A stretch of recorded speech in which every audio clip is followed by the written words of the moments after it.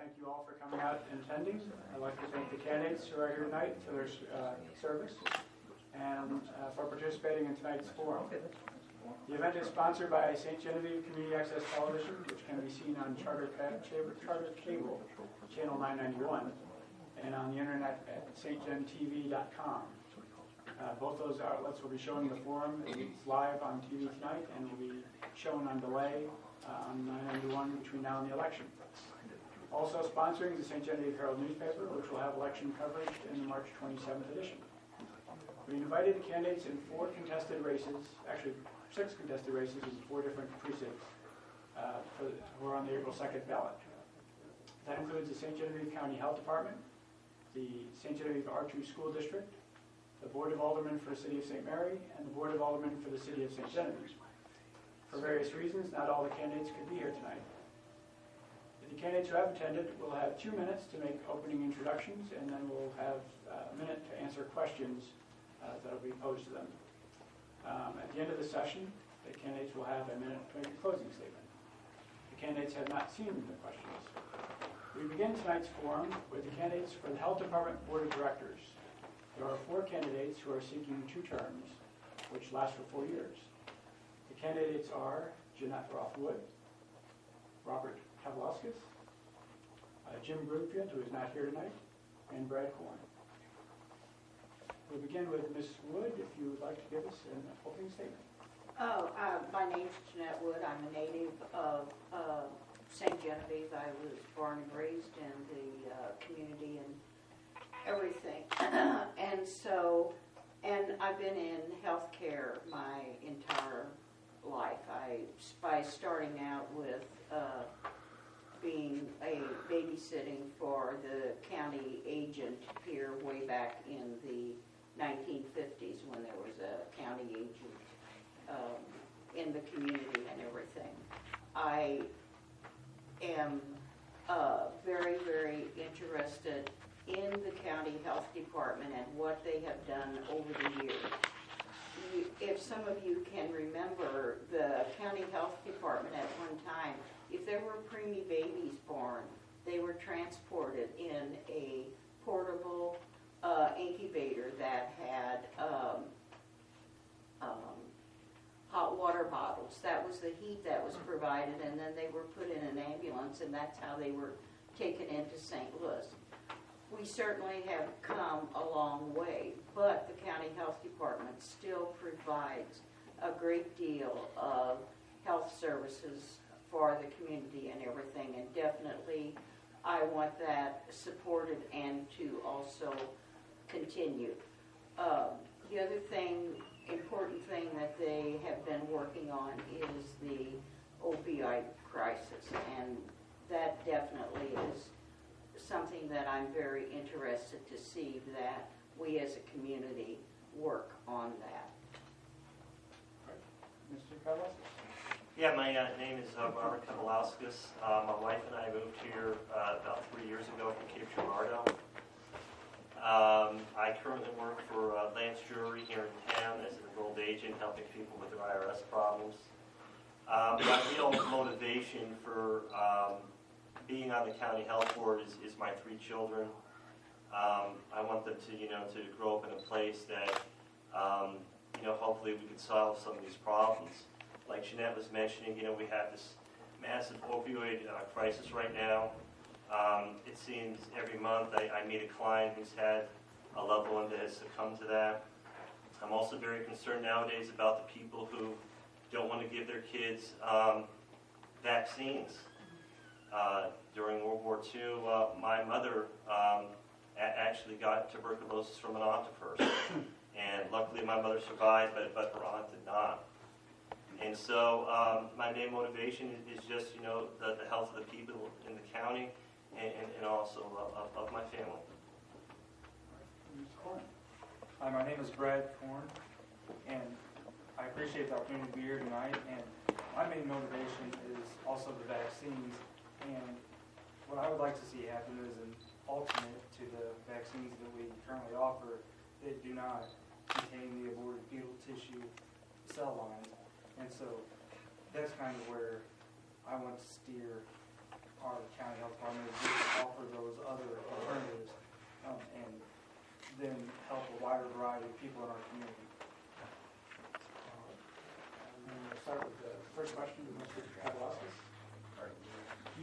have an opioid crisis, and what additional steps can the health department take to be proactive in fighting drug use in our county? Well, obviously, there is an opioid crisis. I think that, the big thing that the county health department can do is an educational initiative, and really to talk to inform families about the warning signs of someone who's addicted to them, and the steps to take to get them help, the numbers to call, the people to see, and different things like that. Because I think a lot of times, you see a problem, and you're kind of trying to find a solution, but you just don't know what that first step is going to be. And Mr. Korn?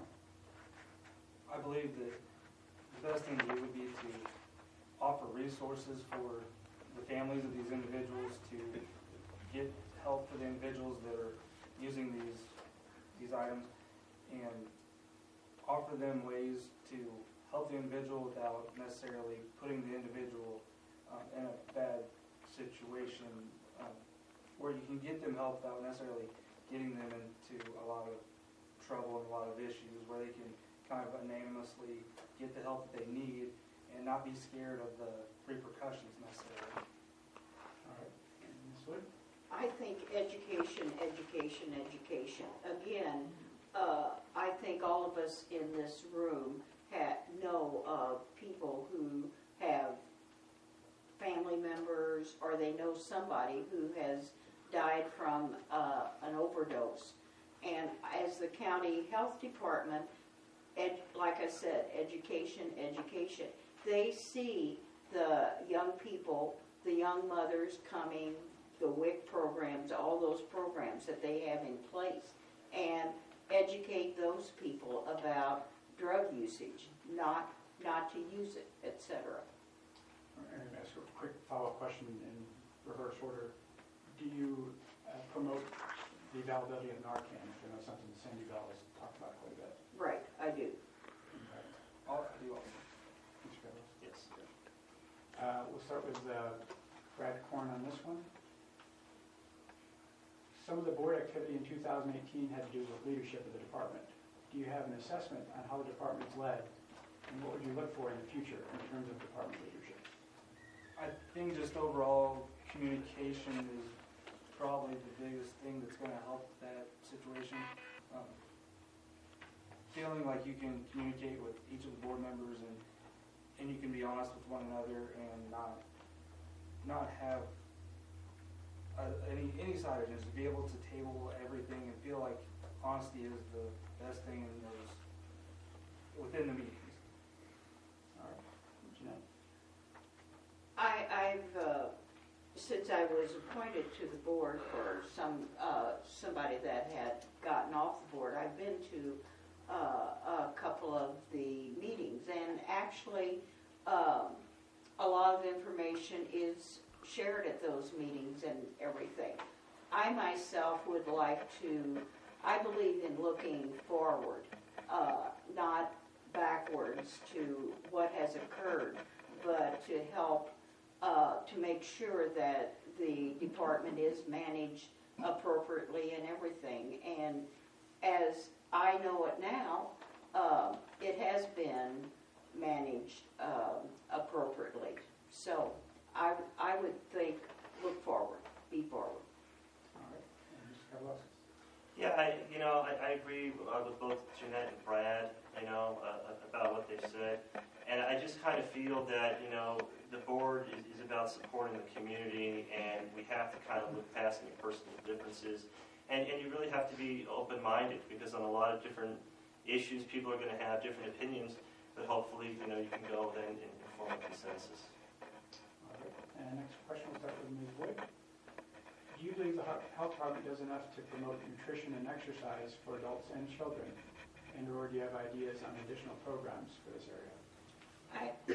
I really don't know any more additional ideas or anything. As far as I know, I think particularly the WIC program, which is for infant and children, how very important that is. So if there are other things out there, I would certainly, as a board member, support see that funds were put to that and everything. Can you repeat the question? Sure.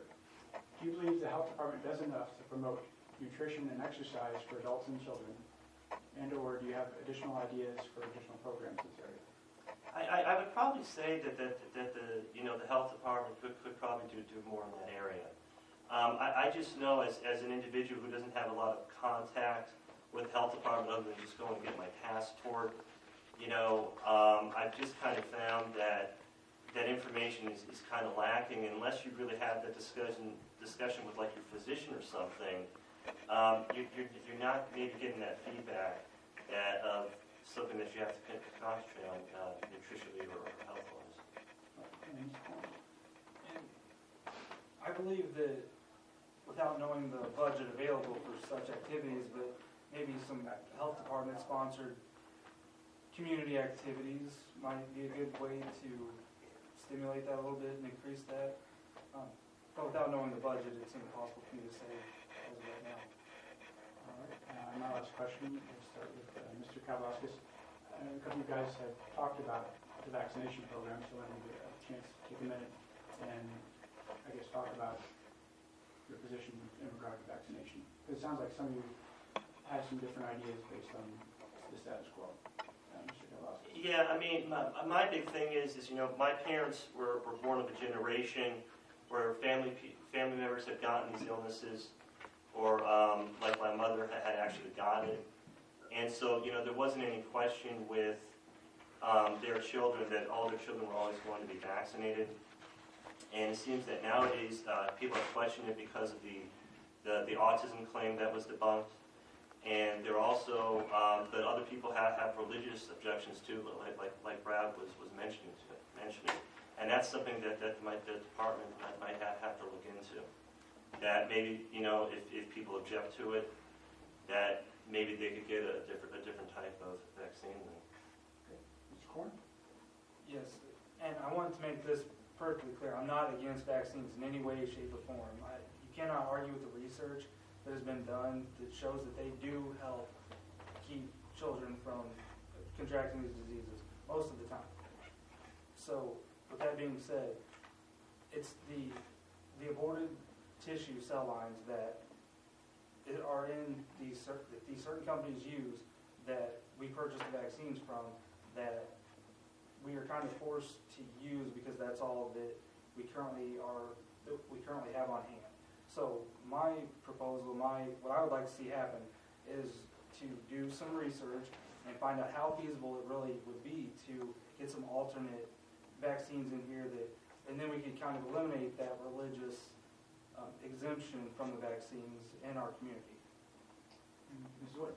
I really can't add much more to what the two gentlemen have said, but I definitely support that children need to be vaccinated. And, to me, I'm a nurse by education, and that is just a very important aspect of healthcare as far as I'm concerned. All right. The closing statements, I'll start with Mr. Korn. Well, I appreciate the opportunity to be here tonight, and hopefully everyone learned a little bit more about me and kind of what I plan on, what I hope to have happen. But thank you very much for the opportunity. All right. Ms. Wood? I had called Toby earlier and told him I couldn't be here because of a birthday party, but I got stood up by a 13-year-old who decided to do something more exciting with his friends. And I want to thank Toby and the Herald and allowing us to express our opinions about why we want to be a board member and everything. So, thank you. Thank you. Mr. Kavlauskas?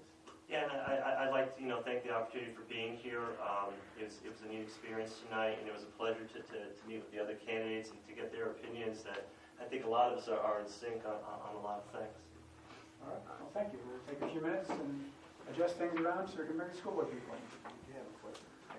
Thanks.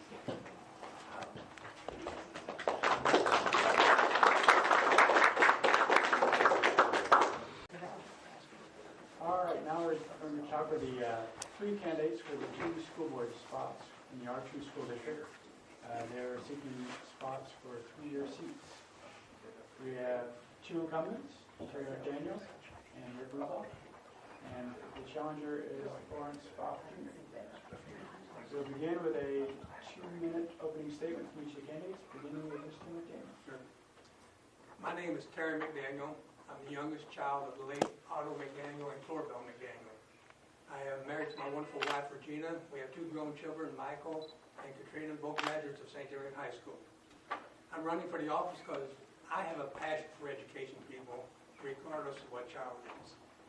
And I have a long-time relationship with the school district going back for 3 generations. My mother started school here in the 30s, 20s or 30s. She had followed by 3 brothers, and I had a brother graduate in 55, one in 58, one in 60. My sister would have been blind. She'd graduated in 63. I graduated in 67. My son graduated in 97. My daughter graduated in 2000, and I got a grandchild on the way. So, I mean, there's a long-time relationship with school. And like I said, I think I said my sister's blind. Did I say that? Okay, right. And as far as my credentials, I have an Associate of Arts degree by way of College of the Ozarks and Mineral Area College. I have a bachelor's degree in education from Southeast Missouri State University. I have a master's degree in educational administration from Southeast Missouri State University. And I have some priorities as far as a school board member. With the Chapter 100 expiring during the next few years, I'd like to see the taxing entities get together and come up with a positive resolution where everybody can benefit.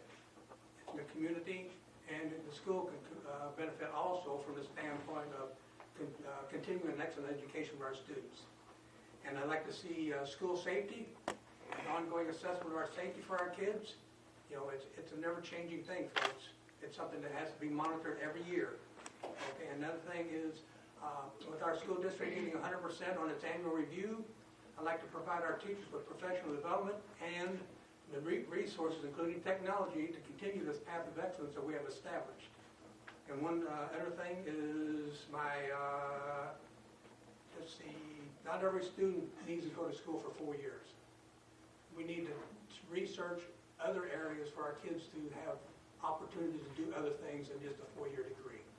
So, and being on the board allows me to give back to the district the opportunity to provide to me and my family. All right, thank you, Mr. McDaniel. Mr. Rudolph. Hi, my name is Rick Rudolph. I'm 64 years old.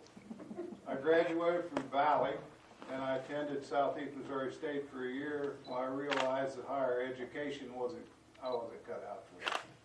So I came back to this community and took a job at Mississippi Lime, where I worked for 41 years. I retired about 4.5 years ago.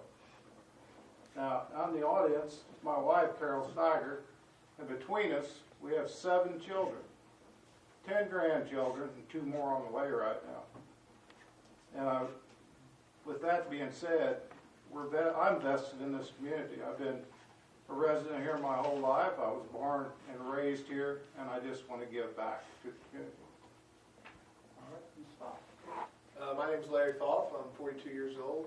I'm married to my beautiful wife, Christina. I have 3 wonderful kids, currently enrolled in St. Genevieve R2 School District.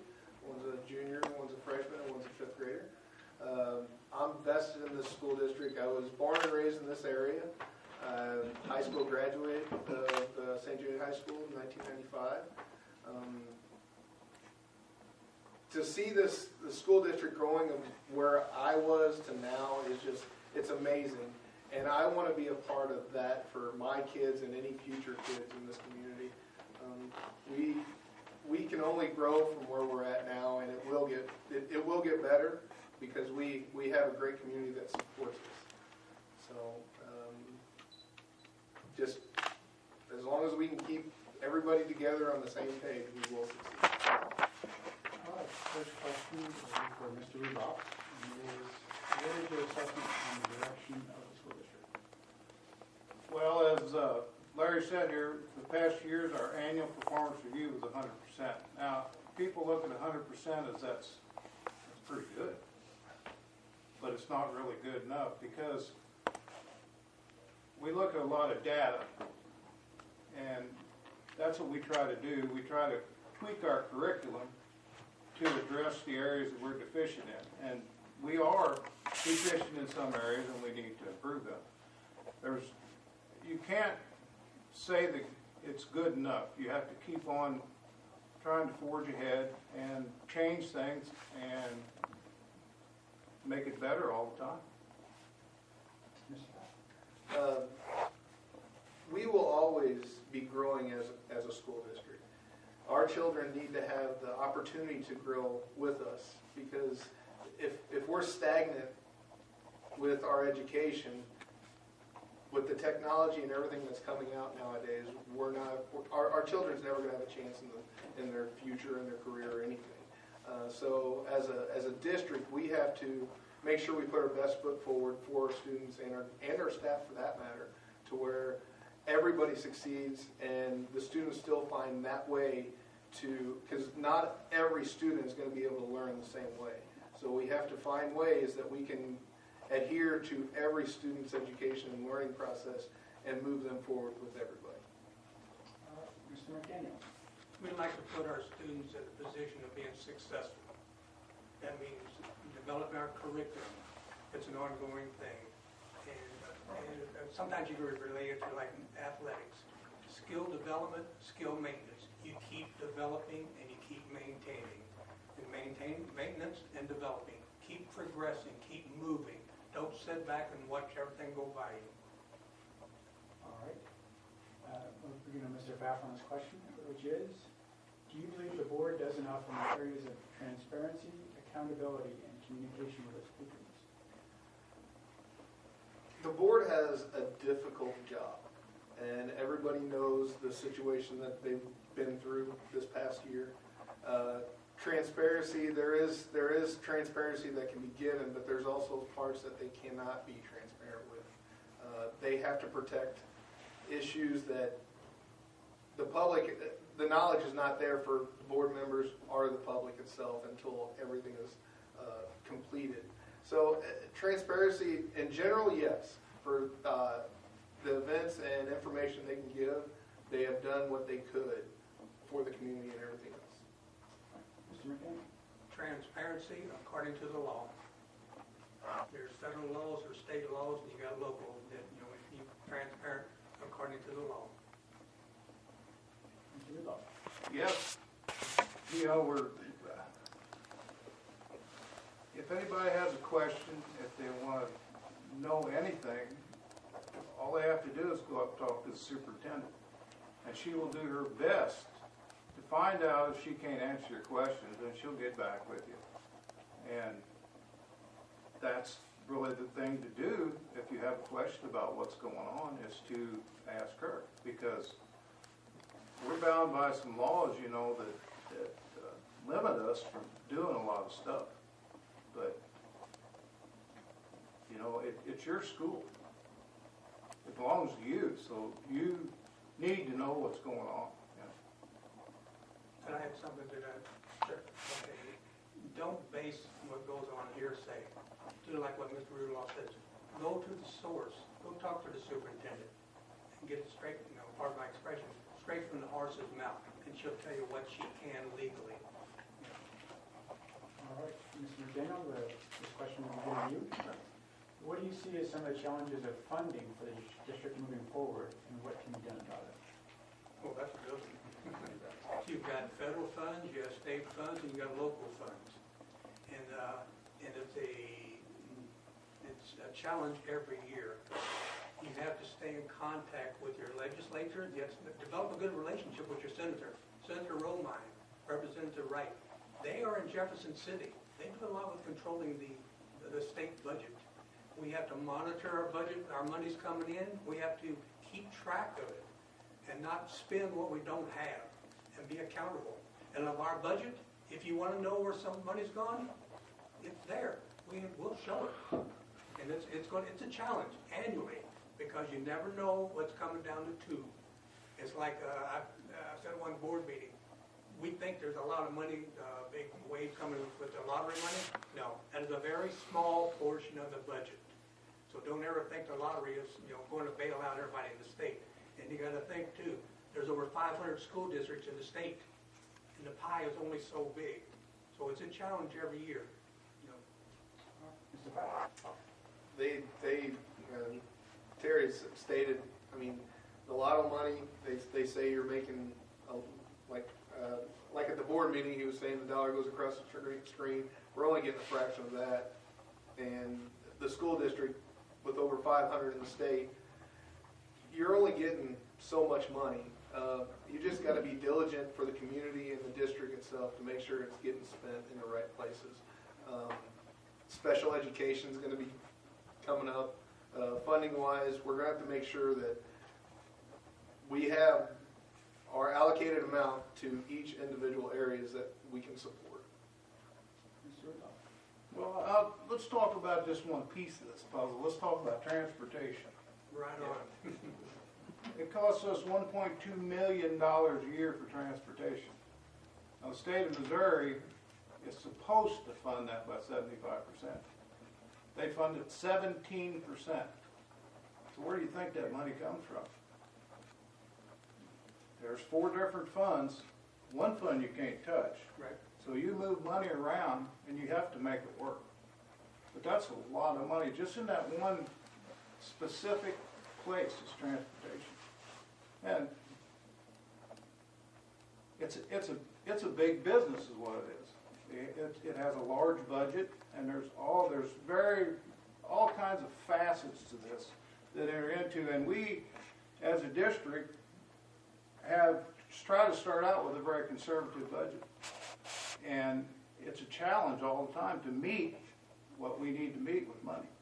But I know we do a good job with it. Joey, can I add something there? That's $1 million that can go in the classroom. Yep. This question will start with Mr. Rudolph. Okay. What would you like to see the district do to enhance its offerings in vocational training? Even back in the Stone Age when I was in school, in high school. And that's what education was pointed to, was they wanted to send everybody to college. And we've seen here recently to where the focus of education is changing somewhat more towards industrial arts and technical, because out there in the workplace, and we hear this all the time, there's nobody to do the jobs.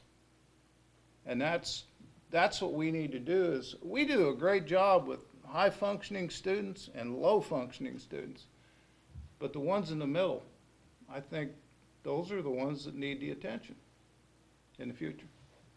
All right, Mr. Foff. Technical schools are the future. I mean, every a trade is a great learning process through life, life skills in general. To get through now, if I wouldn't know what I know now, it would have been tough to get where I'm at now. I did a career technical school in Perryville when I was in high school. My son's doing construction ag down in Perryville at this time, and it's just amazing how these kids have progressed and what classes are given. My freshman's in industrial tech with Mr. Thompson. He brought home a rocking chair. I would have never thought I could make a rocking chair in high school, but it's a nice big rocking chair. These kids nowadays, I mean, like they were saying, you got highs, you got lows, and you got the middle. We have to, and I hate to say cater, but we have to cater to these kids that just might not quite get the testing and everything, but they are able to use their hands and build something and do something, physical labor, trades, even electrical, computer, or anything. We have to be there for our kids. Mr. McDaniel. Yes, sir. Information is needed to see if our district can provide more career opportunities for our students. A possibility would be reinstituting the building trades class that we had for quite a few years, and we did away with it. Well, maybe we can get it back. Yeah. All right. We'll start this question with Mr. Foff. We'll be running the candidate bios next week paper, and a couple of guys talked about school safety as an important topic, and I think the district has done good work in terms of keeping up with the times in that realm. In light of the way the times are with sensitivity in areas of harassment and bullying, do you think the district does enough to prepare its teachers and administrators to recognize and handle those incidents? Mr. Foff. there's always gonna be some type of bullying in school, no matter how close you monitor it. Now that we've got Facebook, Snapchat, Instagram, Twitter, you name it, these kids are on it. It's hard to monitor 24/7 on what these kids are doing. Now, there is some students that will present it whenever needed to, but the bad part is, as a student, there's gonna be a backlash for going out and saying, hey, I'm bullied. And that's hard to fight, because the kids are growing with these other students also. You just gotta, education, we gotta educate them and say, this is not right. It's not just the ones getting bullied, it's the ones doing the bullying. So as a school district, they're doing as the best that they can, but there's always room for improvement. And like Rick said, we may be 100%, there's always room for improvement. We can always move forward. Mr. McDaniel. It has to be reported before a school can do something. And the kids are caught, like my dad used to say, between a rock and a hard place. If I do it, I might get in trouble. If I don't do it, I'm going to continue being bullied. And we have to have plans where these kids have avenues to report bullying. And then you have to have a definition of a bully. What's a bully to you is not be a bully to me. Where do you draw the line? But you have to have open avenues where these kids can report things that's going on. And it's difficult to enforce some of this stuff when you got technology like it is. You know, you can only do so much, but we need to be information in order to carry out things to do against it. Mr. Rudolph. I think a bullied child has a difficult time admitting that they're bullied, because they want to be strong and they want to try to handle it their own way, but they have to realize that you can't permit that to go on. And the first step into putting an end to it is the person being bullied has to step forward. And once they step forward, then something can be done. But you can't just accuse somebody of it or point somebody out or he's being mean to him. They have to step forward with it. All right, my last question will begin with Mr. McDaniel.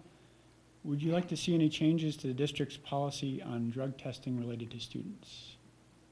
Okay, you have to, is it generalization, all the students, or a select group?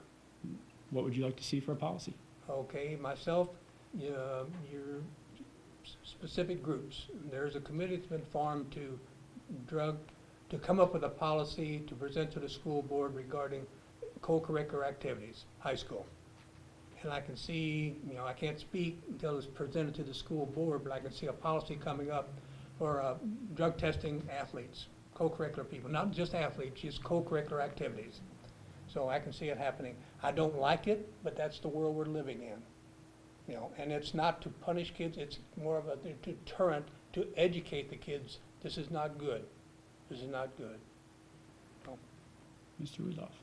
Like Terry said, I don't think it's so much punishment. There needs to be some punishment if you test positive. Granted, there needs to be some punishment, but most of all, there needs to be some help, because a person that tests positive for drugs has a problem with drugs, and they need to be educated about what they're doing to them and the effects on them. So it's coming. It's coming, and it takes a long time to get all this together. You know, there's a lot of dialogue, a lot of committees, a lot of talks, a lot of input. There's input from citizens, administrators, board members that go into this. But there'll be positive results. There will be. Mr. Pfaff. I agree with the gentleman about the drug testing. If the school feels that there is a problem with, and I'm not just saying athletes either, any student, if there's an issue with a student that is suspected of drugs, we have an opiate crisis. If we're not going to solve it with starting with our schools, we're trying to fix it in the community, but it's not helping right now. So if we can try to get it to the schools with the children, the kids, we can hopefully cut this off at the pass. I mean, the parents, if they're getting into it with the parents already, we're already past that. So we have to start with the kids and try to educate them better and show them, okay, this is what it's doing to you and your body. So drug testing in general, I am for it. All right, and closing statements will begin with Mr. Rudloff. Well, I'll start out by saying something right now. You know, these two gentlemen right here are very capable, and either one of them would be great on the Board of Education. And would I be disappointed if I wasn't elected? Yeah, but the community can't lose with these two guys. So with that being said, I will tell you on the past 6 years, it's been my pleasure, excuse me, to sit on a board with some very ethical, caring, and focused people. And all they care about, their main agenda, is to provide the best education they can for students up there. Whatever it takes, whatever they need. So all I can tell you is go vote the second. Mr. Pfaff. I just want to thank for the opportunity to speak to you guys today. I was in this situation 6 years ago. I applied for a board position then. Time just kind of passed by, and this time it was time to move back to where I wanted to do 6 years ago. As a community, we have to move forward. We can't sit on our hands and watch things pass by. The Board of Education is the start for our students, and like Rick said, it all begins with the kids, and that's what we're up here for. If we're not here for any personal matters, we're here for the children and make sure that they can grow in the future. And Mr. McDaniel. It was an honor for me to be a graduate of St. Genevieve High School. It was an honor for me to come back, and the Board of Education allowed me to be a teacher and a principal in our school district. It would be an honor for me to continue serving on the School Board of Education. I feel like I have the experience, the knowledge, and the dedication to make sound decisions in the best interest of the school district, as I've had a long line of association with the district. And a concluding remark would be, to make a decision today that's going to affect the future, you need to know something about the past. I bring that to the board. And the last thing I'm going to do, I want to read a letter that a fourth grader wrote me in 2000. Dear Mr. McDaniel, I actually enjoyed your talks about what you would do in my position and not do it again. I liked it on the good grades field trip to the Cardinals games and you dancing the aisle of the bus. I really do appreciate you taking care of the kids making fun of me. And just when you would just come up, walk up, and talk to me for no reason. Well, I guess I think thank you for being one of my friends. I hope you have a good retirement, and I really will miss you. That says it for me, folks. It's about the kids. Thank you. Thank you much. We will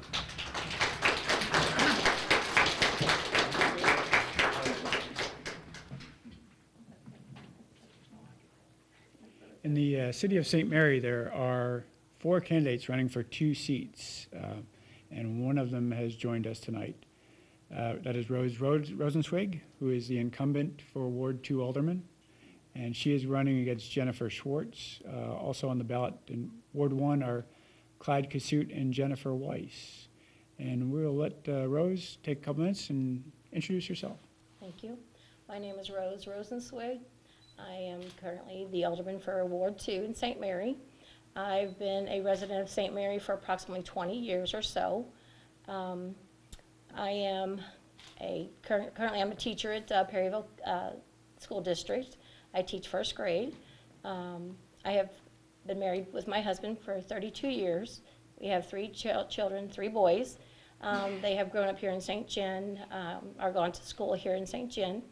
We have 3 granddaughters, the youngest one being 8 months old. I'm sorry. I'm running for, like I said, I'm running for alderman in Ward 2 in St. Mary's. So. All right, I'm going to ask you a couple of questions Okay. real quick. I've got 3 questions lined up for you. And one of them, I know recently you guys had a vote on UTV use in the Yes. city of St. Mary, and those are now prohibited on city streets. What would be, do you have a reason in terms of why you voted the way you did? I know it was a 3-0 vote in favor of prohibiting the use of UTVs? Well, we have not, we're not doing that for personal gain. We have discussed and we have not gotten any kind of citizens or any citizens from within our ward who has come to me and said, I want these to be within our city limits.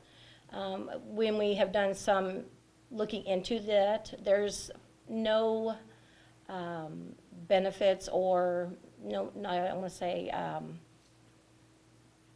profits that would help the city out if we had the ATVs. There's just not enough of them within the city limits or within that outside the city limits. So we just don't think that it's feasible, and we have not gotten any feedback from any of our citizens in Ward 2 that said, hey, we want these to be within the city limits. Okay.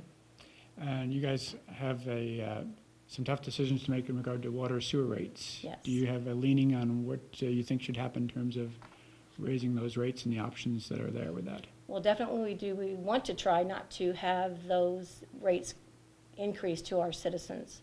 We're going to do the best that we can. We're looking into the budgeting our finances, see if there's some plans that we can do to keep that from happening. There's some big steps that we need to make and some big decisions that we need to make within the next week or so.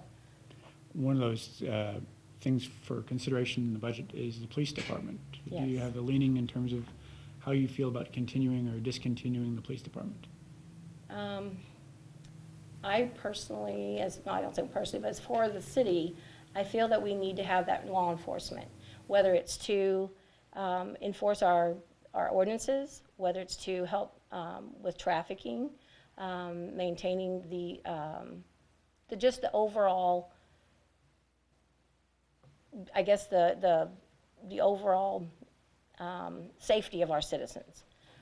That's my take on that. Now, I may not be, with my other aldermen, I'm not really sure. Those are things that we need to talk about whenever it comes for our budgeting and those things. Are there areas, do you think, in the budget that you see for possibly reductions or alterations? There's always a possibility. And like I said, we don't want to do that if we don't have to. But we need to do what's the best to help the city. Not for personal gain, not for one citizen or another citizen, not for a business, not for another business, but for overall our whole community. What is best for them? What's best for our citizens? All right. And if you would like to offer some closing words, you can take a minute to that.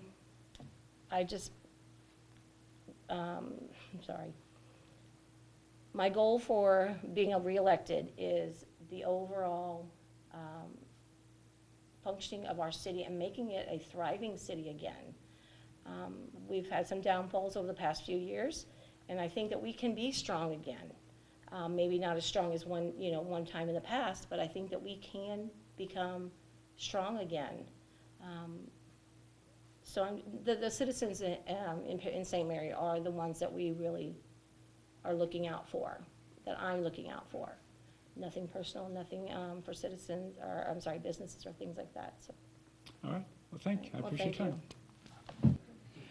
All right. We're going to talk with Police Chief Eric Bennett of the City of St. Genevieve, who is going to provide some information regarding Proposition P, which is a property tax increase for the voters of St. Genevieve to consider.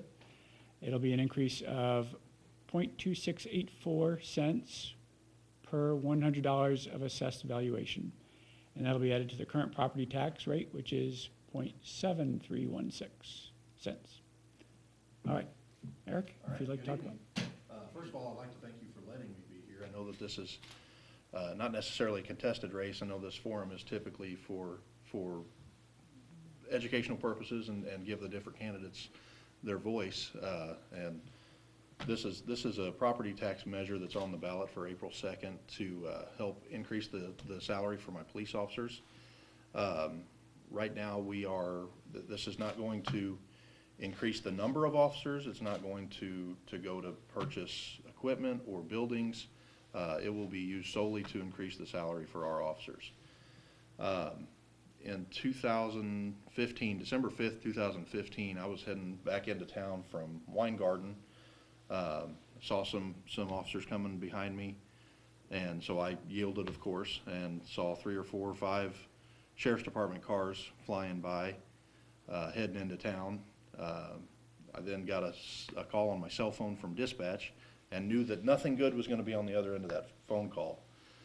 They told me that one of my officers had been involved in an officer-involved shooting in town, and that's all they could tell me. I had my family with me in the truck, and so I came into town safely and dropped them off and got my patrol vehicle. And when I arrived on the scene, the officer was still laying on the cold, hard ground, and I still didn't even know what had happened. The officer had been dragged by a suspect vehicle, and was forced to discharge his firearm and did strike the subject. The subject has been charged and convicted of this, but he was making $13 an hour at the time, and it just seems like a travesty to me that these guys put their life on the line. They have to wear a bulletproof vest every night, and don't know if they're going to return home to their family, and we're asking them to do that for wages that are less than some fast food workers and some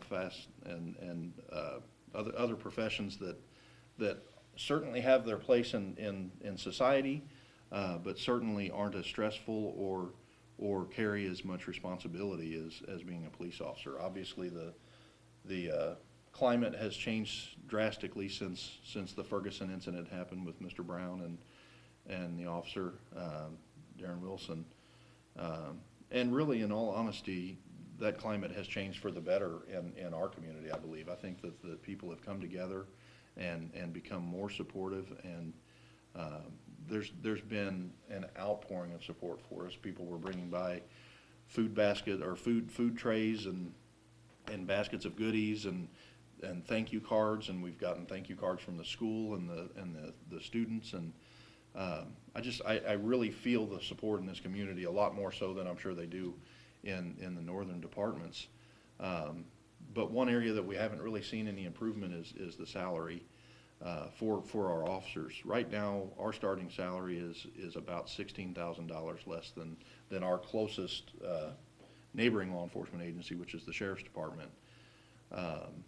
So it makes it difficult for me to retain my guys, and makes it difficult for me to recruit and hire new men or women to join the force when they can go to an agency a mile up the road and see a significant increase in salary. Obviously, the old adage, nobody gets into law enforcement to become rich, and that's true, and we're not asking to become rich. But we also don't get into it to remain at a poverty level, and we're not monks. We do have families to support, and this, unfortunately, I think is the route that we have to take. I'm not any more of a fan of raising taxes than the next guy.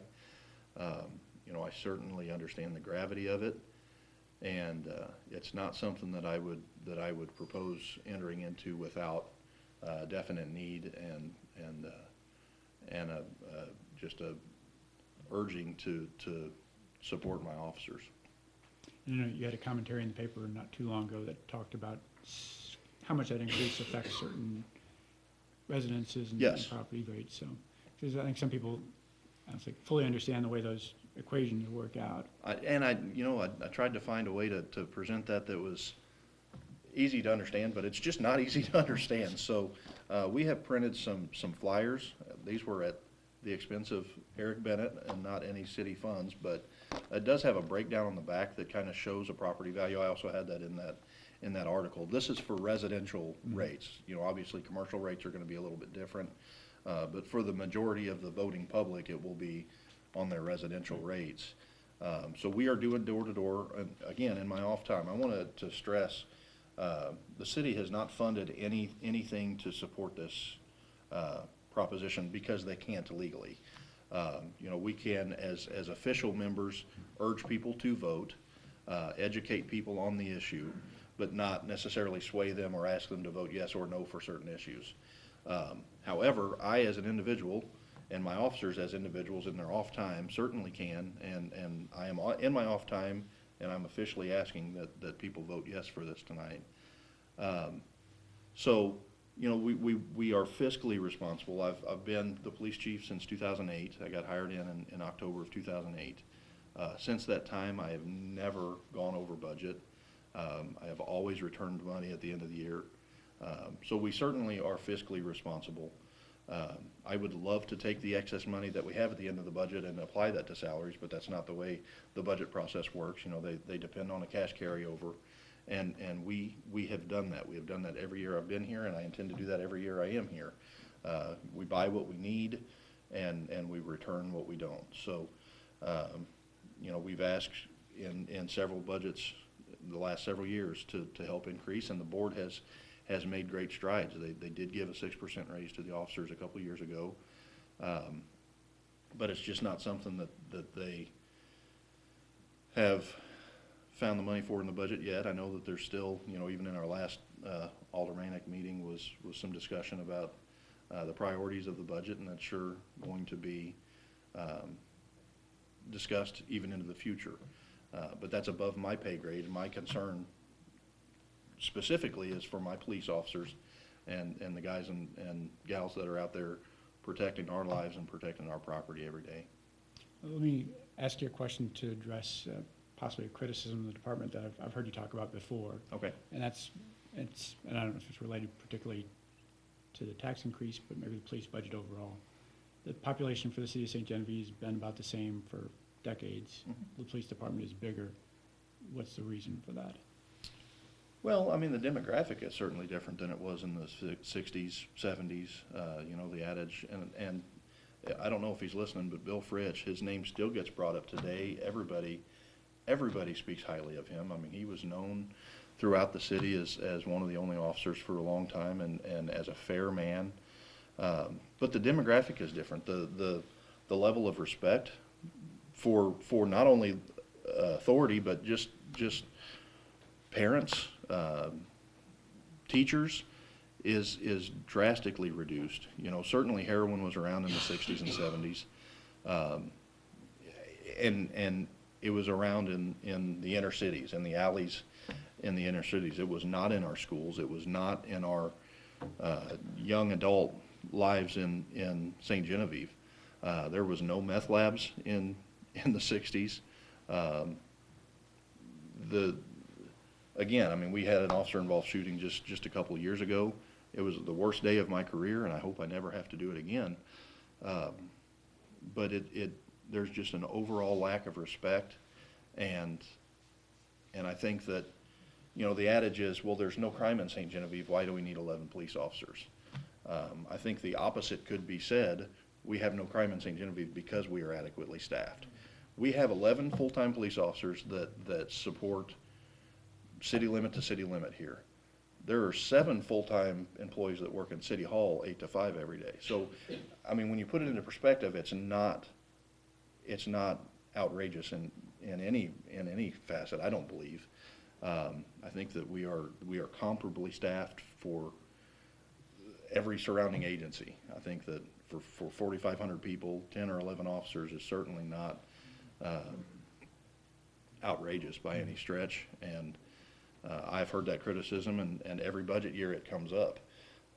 And again, my stance would be, we have a safe town. You know, people pride themselves on not having to lock their doors. We urge you to lock your doors, car doors and house, you know, home doors. But it's a great community to raise your children. I have 2 children myself. They both go to St. Genevieve Public School. They feel safe because they know we're out there. I think that the other kids, we have a great rapport with both schools. Make frequent appearances there. I think it's important. I think it's important in this day and age to know your community, to know the people that you are serving, and I think that our guys and gals do that. We certainly protect lives and follow the law with heart, and we care about the community, and I don't feel that I mean, it's comparable to other cities. I don't feel that we're doing anything outrageous, and the men and women that we have serving us, we would like to retain and continue. I mean, you can learn so much, again, by just being here and knowing the people, and, you know, when something does happen, having a good basis of officers that have experience here and know their community, where to start. You know, if you have a series of burglaries, knowing that you know, John Doe is good for that, and you have at least a place to start. And I think that passing this and helping secure the financial security, anyways, of our officers will help continue to keep that level of service. Have you put a pencil to the numbers in terms of how much revenue that'll bring in and how that'll impact that gap difference in wages between? It fluctuates from year to year. We have another tax that is at that same rate, and we are anticipating around $170,000 annually being coming into the city on this. If should this pass, my plan would be to do a $16,000 across the board raise for all of the officers, which would get us very comparable to the sheriff's department's pay. And I believe that, I think that that's fair. I think that that's certainly what these guys deserve. All right, so one last question. Absolutely. That is probably over your pay grade also. All right. Because it's something you won't be able to control. But the Proposition P wording on the ballot says it's for public safety. Mm-hmm. I don't know if you've heard that in the St. Louis area, they've had some cause for concern that when public safety is on there, that could be diverted to mean just about anything from plowing snow to painting crosswalks. Correct. Is there a concern that this proposition could be diverted? That's a great question. You know, we had our city attorney, Mark Bishop, do the research and put the ballot language together. The intent was certainly for law enforcement. There were two options presented that night. One was for a sales tax initiative, and then this for a property tax initiative. When we first looked at this, we weren't sure. You know, obviously the state regulates how much you can impose, as they should. And there was a possibility that we were getting too high on property tax. So both proposals were presented to the board. Had they gone with the sales tax initiative plan, that would have generated more than we needed. You know, we didn't need, you know, it would generate $300,000 and something a year, which is more than our request, and we certainly don't want to impose a tax above our request, you know, or our needs, I should say. So when it was switched over to the property tax, it is with the full understanding that it's going to the police salaries. You know, I realize that every city employee deserves a raise, and again, that's above my pay grade. But I've spoken with many of the aldermen. Obviously, there's some new aldermen that will be coming in. There are a couple here tonight that are running unopposed that will be coming in April. I think that we have a little bit of benefit over St. Louis in that all of these men and women on the board have some skin in the game. They're going to see their constituents at Country Mart or at Weeks or at McDonald's, and if they did not stay true to their word, I mean, we are the only ones advertising for this. You know, we're the only ones going out and campaigning, and it's with the full understanding that it's for salaries. I think that if it was used for anything other than that, your agency would probably hear about it pretty quickly, and they would have to be held accountable.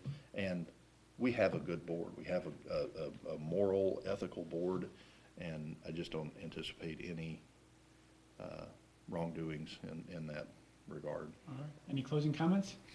Again, I really want to thank you for having me here. I know that it's a little unorthodox. I really do encourage everybody and ask sincerely that you consider coming out and voting on April 2nd. Obviously, there's a lot of quality candidates here tonight and a lot of races that will affect you. Municipal elections are historically terribly attended. Mm-hmm. You know, there are some elections that are decided by just a few votes because there's only, you know, 100 people that get out and vote in a municipal election. These issues do affect you. They affect all of us. The alderman wards, the health board, the school board, and I would certainly encourage your support or ask for your support for this proposition, for Proposition P, because it does affect you. The officers that are serving you are dedicated, and I would just really appreciate the support. So, all right, thanks much. Thank you for having me. Okay.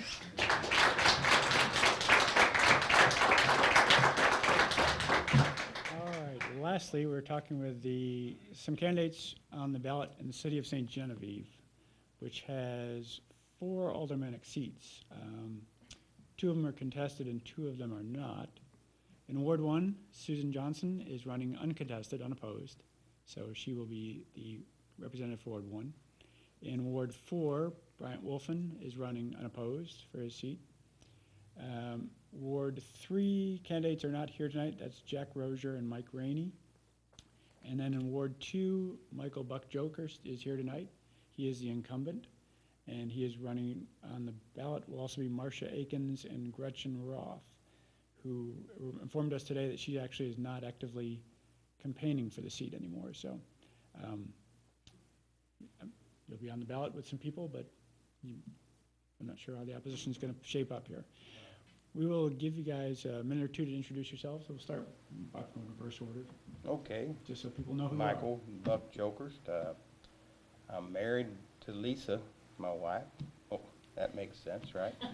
Anyway, we've been married for 38 and a half years, and between the 2 of us, we have 5 children and 14 grandchildren with 1 on the way. So I'm planning on being around for a while, and I want to continue being Alderman Ward 2. How long have you been on the board already? Well, I was on 2 different times. I had started in 87 to 97, and I was the mayor for 2 years. I took a 2-year break, and I missed it. So got back in 01, so I've been ever since. All right. Brian? All right. My name is Bryant Wolfen. As he said, running for Ward 4. I am married as well. Been with my wife Megan for 6 years. Have 2 children, a 4 and a 2-year-old, Lennox and Lincoln. Yes, I am not quite as experienced here as Buck. He has been on a board or mayor longer than I've been alive. So I thought I'd throw that out there. But basically, I'm pretty involved in the town as it is. I sit on a few boards, the TV board, the TIF commission, the Board of Adjustments, which seems to meet once every 4 years, so that's pretty active, along with involved in a couple nonprofits outside. So I tend to stay active. I've been coming to meetings for years. A lot of these aldermen already know me, pretty opinionated. I look forward to working with the board. Obviously, one priority of mine is really working on this budget, which seems to be everybody's priority, but I want to make sure that we get our police officers paid, not necessarily with tax increases, but with proper money management, and that's pretty much my biggest priority that I would like to state here tonight. Of course, I'll try to answer some questions as well, but that's all I got. Thank you. Susan. Hi, my name's Susie Johnson. I am running for Ward 1. My husband of 1 year as of Monday, and I live downtown in a nice old house, so we're discovering all the joys of living in an old house in the historic district, but we love it and wouldn't trade it for anything. Grew up in Bloomsdale, went to St. John High School, moved away for college in about a dozen years, and really glad I made the decision to move back about 8-9 years ago. And have been living in the city for about 4 years.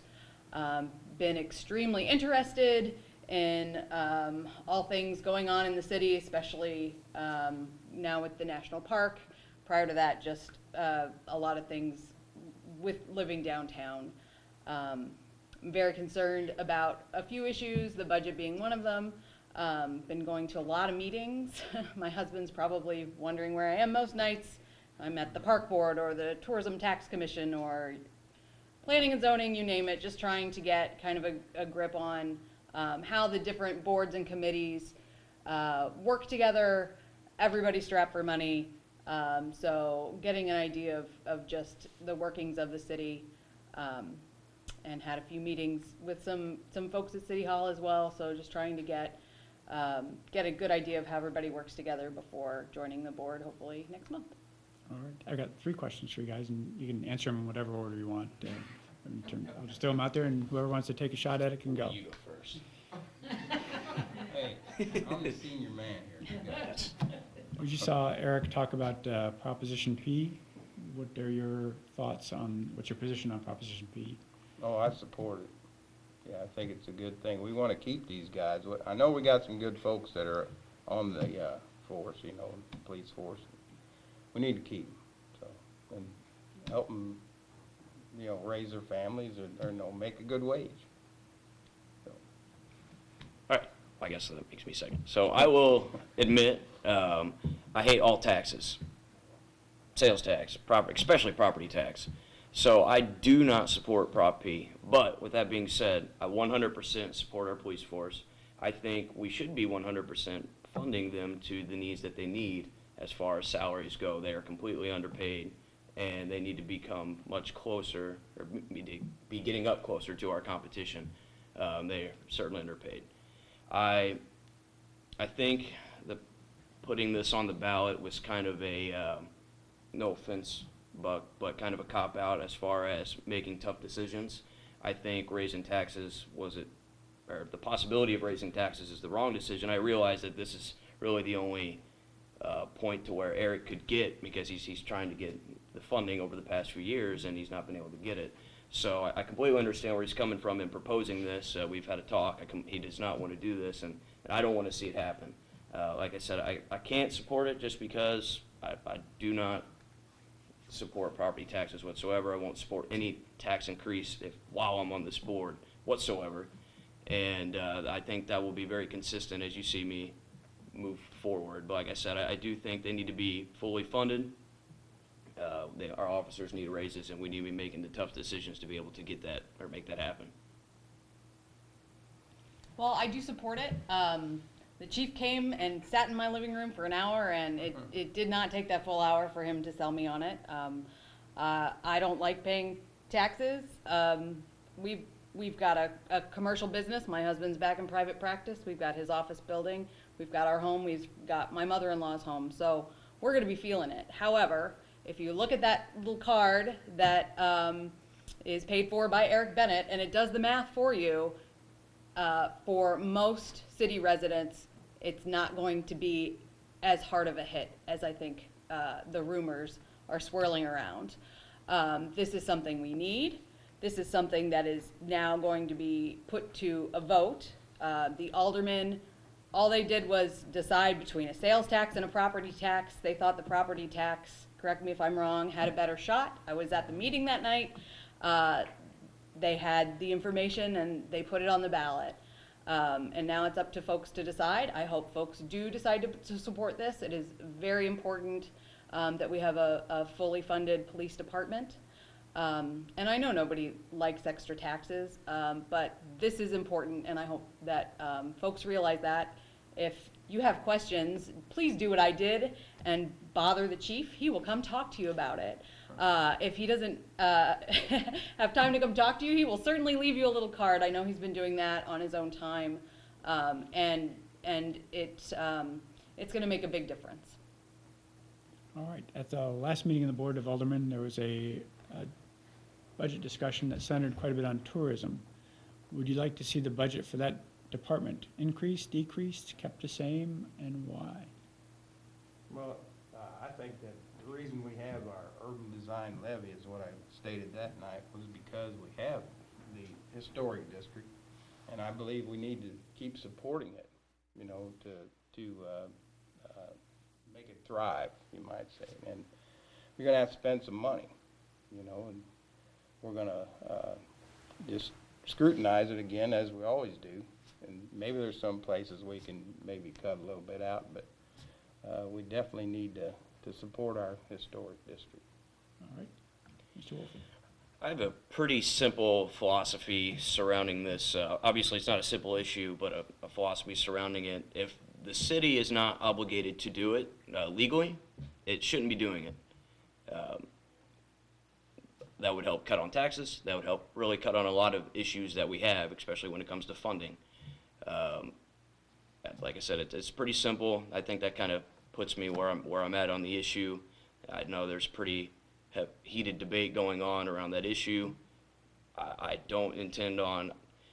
I'll make a pretty bold statement right now. I won't vote yes on a budget that is putting that much funding towards a department that we shouldn't be providing. So, Ms. Johnson.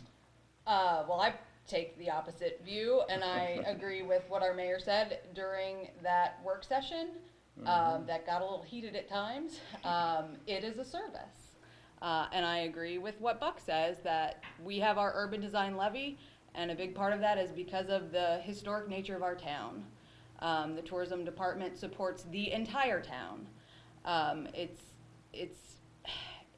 We're not 40, 50 years ago where it's, you know, something that you can run on volunteers. It's just not that day and age. You can't do that. I believe that is a service. I think we provide a good service. I hope that every single person on the Board of Aldermen takes what the mayor said to heart and goes downtown and sees what's happening down there. Just like I hope everybody on the board starts going to other meetings and sees what other organizations are doing, other departments, the Park Board, Tourism Tax Commission, because they're dealing with tax dollars too, and the Tourism Advisory Council, and Planning and Zoning. All of these other boards and commissions, I think everybody needs to see what they're doing before they start saying, let's cut out an entire department. I also think we need to look into alternative sources of revenue. I don't think that just cutting is going to fix much. Thanks. All right, you bet. I was waiting to see if you had some I alternative did, sources. and it's gone now. I'm sure it'll come to me at midnight. All right. It came to me. We're not in a budget crisis. Why are we talking about completely eliminating one entire department that provides a very important service if we are not in a budget crisis? Thanks. Could be like St. Mary liquidating CDs. That's what I was thinking, but I wasn't going to say it. And the last question I have for you is kind of one of those big questions. One of them big ones? Yeah. In the next 2 years, It looks big. a lot of words to it. Is there a particular item in the next 2 years when we're either here again, or you're getting ready to run again, or your term is coming up and you want people to come up to you and say either thanks for doing this, or you said you were going to do this and you didn't? What is that, maybe that one thing you want to be able to say to your voters, this is what I accomplished in these 2 years? I made it to the meeting. No, and, you know, I always felt like I would approach anything that came before the board and, you know, use common sense and be impartial with any of the decisions, you know. There's always going to be things that come before the board. There's a few things I think now. We got some properties, and Dave and I have been working on stuff, you know, as far as maybe trying to clean up some stuff, and that's become one of my priorities. So, and we may be looking at possibly we're looking at maybe doing some checking with other communities to see if we can maybe have some legislation to help us move forward on some that are actually legal now, but maybe not the best looking, you know. And so that'd be one thing that me personally would be thinking about. So. All right. I think moving forward, one thing that I would like to be able to say that I've done and consistently stayed on, which you're going to hear a recurring theme here, is making sure that we are still working towards trying to let's not be content with the taxes that we're settling on. For instance, if this passes, we shouldn't be content with it. We need to be making sure that we're trying to save in areas that we can, you know, cut in areas that we can to be able to try to repeal some of these taxes. I don't think being, you know, having a capped out property tax or a extremely high sales tax, which I understand is not completely the city's fault.